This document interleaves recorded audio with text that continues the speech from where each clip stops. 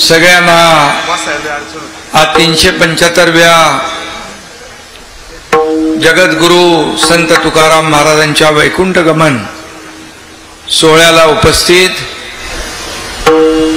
आता इथं मारुती बाबा कुरेकर आहेत, मुख्य आयोजक माऊली महाराज कदम आहेत, तुमचं भाषण प्रवचन कीर्तन ऐकतो नेहमी मी. आता आम्हाला भाषण करायची सवय ना, त्यामुळे ते पण कीर्तनाच्या समोर भाषण फिक्क आहे.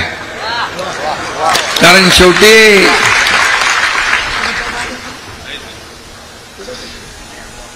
धर्माचं अधिष्ठान आणि राजकीय अधिष्ठान, धर्माचं अधिष्ठान राजकीय अधिष्ठानाच्या वरच आहे. आणि त्यामुळे आपल्या सगळ्यांच्या संतांच्या वारकऱ्यांच्या आशीर्वादाने या ठिकाणी छोटीशी जनतेची सेवा करण्याचं काम 2.5 वर्ष मी केलं.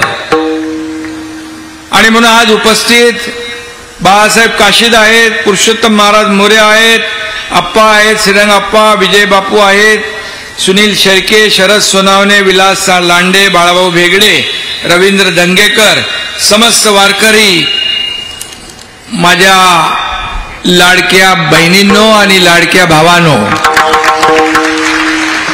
आणि लाडक्या वारकऱ्यांनो. वारकऱ्याशिवाय काय चालत नाही ना. वारकऱ्यांनी ठरवलं की मग बरोबर कार्यक्रम करतात फिट.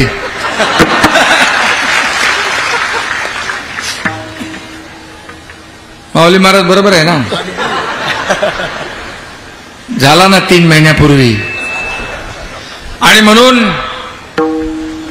मी आपल्याला मनापासून शुभेच्छा या ठिकाणी द्यायला आलोय.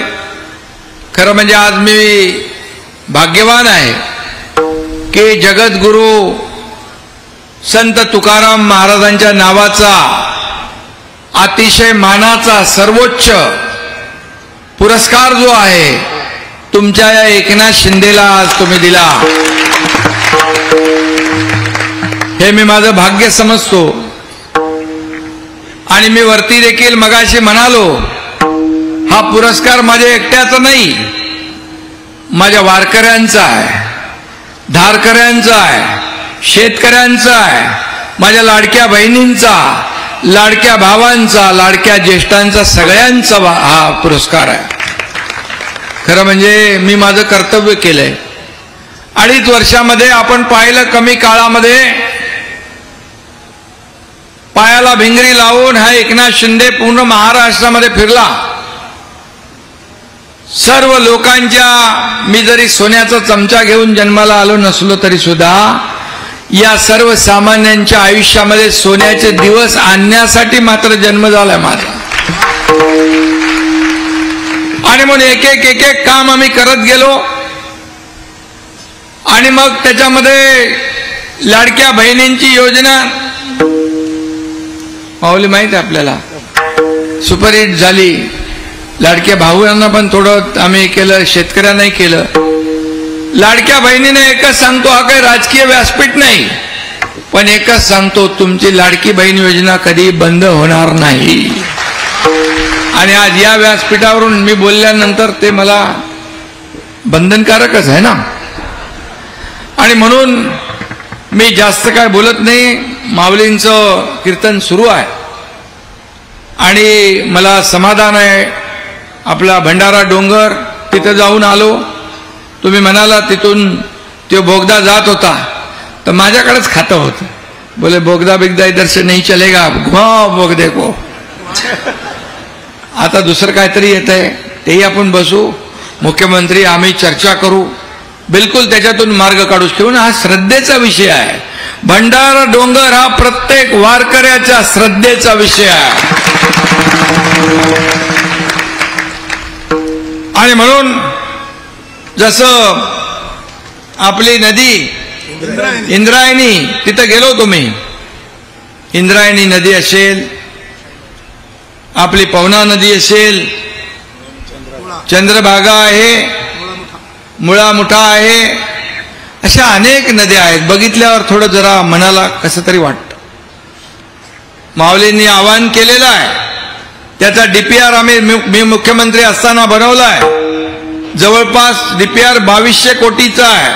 आपण राज्य सरकारने मान्यता देऊन त्याला केंद्राकडे पाठवलाय आणि केंद्रात पण आदरणीय प्रधानमंत्री मोदीजी आहेत. नक्की त्याच्यावर सकारात्मक निर्णय होईल आणि या आपल्या नद्या आहेत तीर्थक्षेत्रातून जात आहेत, या स्वच्छ असल्या पाहिजे, पाणी स्वच्छ असलं पाहिजे अशी भावना आपली असते. फक्त सरकार म्हणून हे काम होणार नाही. पैसे द्यायचं, DPR बनवायचं, काय करायचं, परवानग्या द्यायचं ते होईल, पण नद्यांची सफाई, पुनरुज्जीवन ही लोक चळवळ झाली पाहिजे. लोक चळवळ.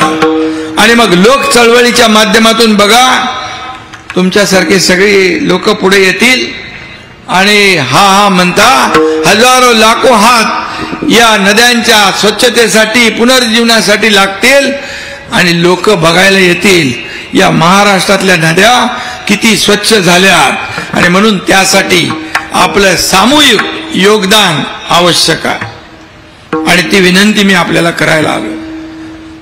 आज सगळीकडेच महाराष्ट्रामध्ये जगद्गुरु संत तुकारामांचं वैकुंठ गमनचा कार्यक्रम होतोय. मोठ्या उत्साहात लाखो वारकरी संप्रदाय एकत्र आलेले आहेत. भंडारा डोंगरावरचं मंदिर देखील बघितलं, समाधान झालं की एवढं मोठं मंदिर उभं राहतंय तुमच्या सगळ्यांच्या सहकार्याने. ही मोठी गोष्ट आहे.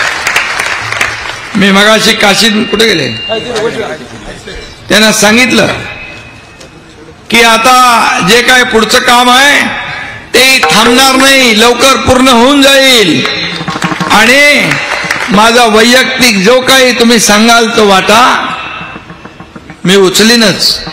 परंतु आम्ही मुख्यमंत्री आम्ही चर्चा करून आणि शासनाच्या माध्यमातून देखील आपल्याला जे काही करता येईल ते आम्ही नक्की त्याचाही प्रयत्न विचार करू, नाही करूच. विलासराव, मी जे काय करत असतो ते या हाताचं या हाताला कळत नाही. त्यामुळे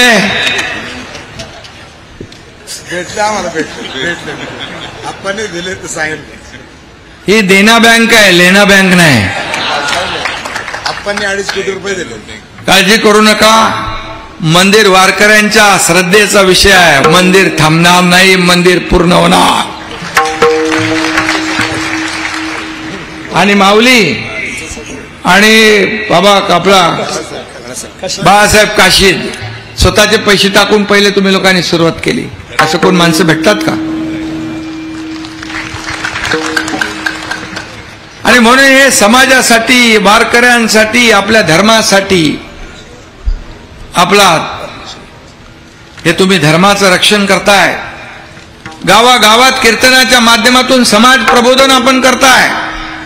मला माऊली आठवतंय, धर्मवीर आनंदीगे साहेब होते त्यावेळेस आम्हाला सोबत घेऊन जायचे. प्रत्येक अखंड हरिनाम सप्त्याला त्यांची हजेरी असायची. ते म्हणायचे की हा धर्म आहे, हे समाज प्रबोधन आहे. धकाधकीच्या आयुष्यात थोडा का वेळ होईना पांडुरंगाचं नामस्मरण केलं तर माणसाचं आयुष्य बदलून जातं. त्याचं दुःखी कुटुंब, संसार सन्मार्गाला, सुखाच्या मार्गाला लागतो. आणि म्हणून मी आपल्याला सगळ्यांना शुभेच्छा देतोच आहे. आणि जे जे इथं खाली करायचं आहे,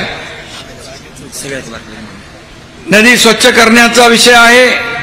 वारकरी भवन जे आहे प्रत्येक तालुक्यात ते आपण करू. 55 एकरमध्ये कॉन्क्रिटीकरण कायमस्वरूपी ही सोय करू. 125 एकर जी जागा आहे त्या बाबतीत देखील महसूल विभागाशी चर्चा करून कुणाची जागा आहे, काय आहे, शेवटी कुणाला खाजगी माणसाला देत नाही, आपण देवस्थानाला देतो. लाखो लोक इथे येत आहेत, त्यांना थांबण्यासाठी होईल. आणि 1200 कोटीचा कॉरिडॉर आपण करतोय. त्याच्यामध्ये काही जे लागेल ते नक्की त्याच्यामध्ये आम्ही करू. शेवटी आमची टीम तीच आहे. थोडं पण टीम तीच आहे आमची. देवेंद्रजी मुख्यमंत्री, मी उपमुख्यमंत्री, अजितदादा उपमुख्यमंत्री आहेत. आणि बघा, सत्ता येते, सत्ता जाते, पुन्हा सत्ता येते. पद येतात, पद जातात, पुन्हा येतात. कधी कधी पद वर खाली होतात. पण माऊली, या करोडो लाडक्या बहिणींचा भाऊ म्हणून माझी जी ओळख निर्माण झाली ती सगळ्या पदापेक्षा मोठी आहे. लाईक करा, कमेंट करा आणि सबस्क्राईब करायला विसरू नका.